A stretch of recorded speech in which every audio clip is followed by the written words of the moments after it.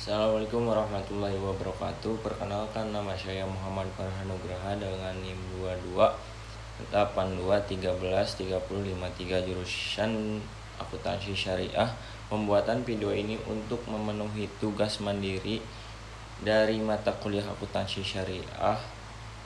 Saya akan menjelaskan tentang akad ijaroh. Yang pertama ada pengertian akad ijaroh.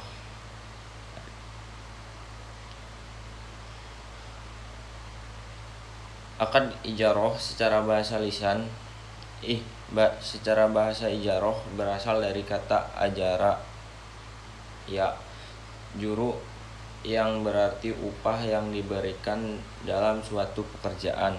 Adapun ijaroh secara terminologis adalah transaksi atas sesuatu manfaat yang mubah yang berupa barang dalam waktu tertentu atau yang dijelaskan sifatnya dalam tanggungan dalam waktu tertentu, atau transaksi atas sesuatu pekerjaan yang diketahui dengan upah yang diketahui pula.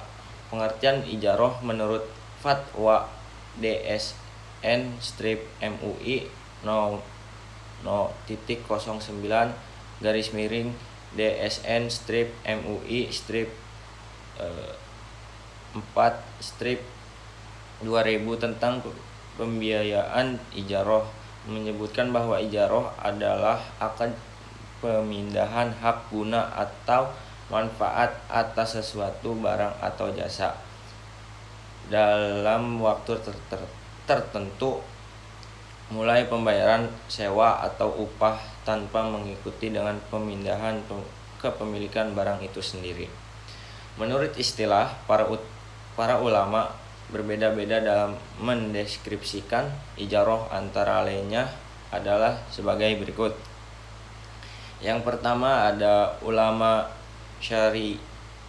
Syafi'iyah berpendapat bahwa ijaroh adalah akad atas sesuatu kemanfaatan yang mengandung maksud tertentu dan mubah serta menerima pengganti atau kebolehan dengan diganti. Yang kedua ada ulama Hanafiyah berpendapat bahwa ijaroh adalah akad atas sesuatu kemanfaatan dengan adanya penggantian. Yang ketiga ada ulama Malikiyah dan Hanabiyah menyatakan bahwa ijaroh adalah menjadi milik. Yang selanjutnya ada dasar hukum ijaroh. Hukum asal ijaroh adalah mubah atau boleh. Berikut adalah beberapa dasar hukum yang memperbolehkan ijaroh berdasarkan Al-Quran dan hadis Nabi. Yang pertama ada Quran surat At-Tolak ayat 6. Yang kedua ada Quran surat Al-Qashah ayat 26 dan 27. Yang ketiga ada hadis Ibnu Abbas. Yang keempat ada hadis Ibnu Umar. Selanjutnya ada rukun ijaroh dan syarat-syaratnya. Yang pertama itu ada mujir dan mustajir, yaitu orang yang melakukan akad sewa menyewa atau upah mengupah. Mujir adalah orang yang memberikan upah dan menyewakan. Mustajir adalah orang-orang yang menerima upah untuk melakukan sesuatu yang menyewa sesuatu. Yang kedua ada syihad ijab kabul antara mujir dan mustajir. Ijab kabul sewa menyewa dan upah mengupah. Yang ketiga ada ujrah. Disyaratkan diketahui jumlah oleh dua belah pihak baik dalam sewa menyewa maupun dalam upah mengupah. Yang keempat ada barang yang disewakan atau sesuatu yang dikerjakan dalam upah mengupah disyaratkan pada barang yang disewakan dengan beberapa syarat berikut ini. Yang pertama, hendaklah orang yang menjadi objek akad sewa menyewa dan upah mengupah dapat dimanfaatkan kegunaannya. Yang kedua, hendaklah barang yang menjadi objek sewa menyewa dan upah mengupah dapat diserahkan kepada penyewa dan pekerja berikut kegunaan atau khusus dalam sewa menyewa. Yang ketiga, ada manfaat dari benda yang disewa adalah perkara yang mubah atau boleh menurut syara, bukan hal yang dilarang atau diharamkan. Yang terakhir ada benda yang disewakan disyaratkan kekal ain atau zatnya hingga waktu yang ditentukan menurut perjanjian dalam akad. Selanjutnya ada kaidah akad ijarah.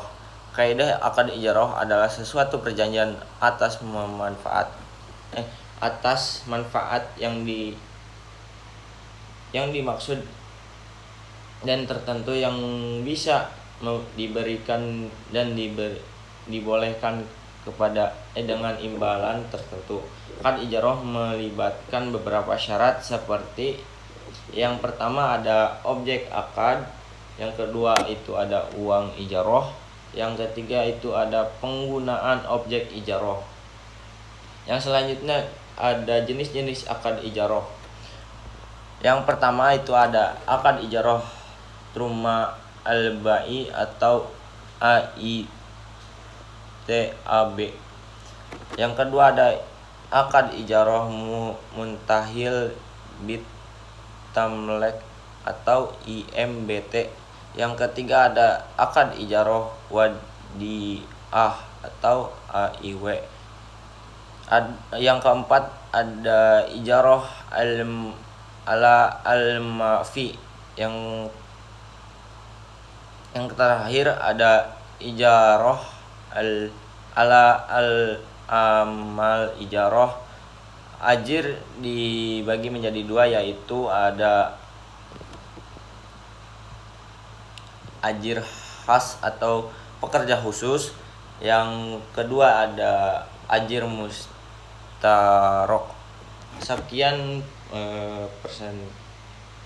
pemaparan tentang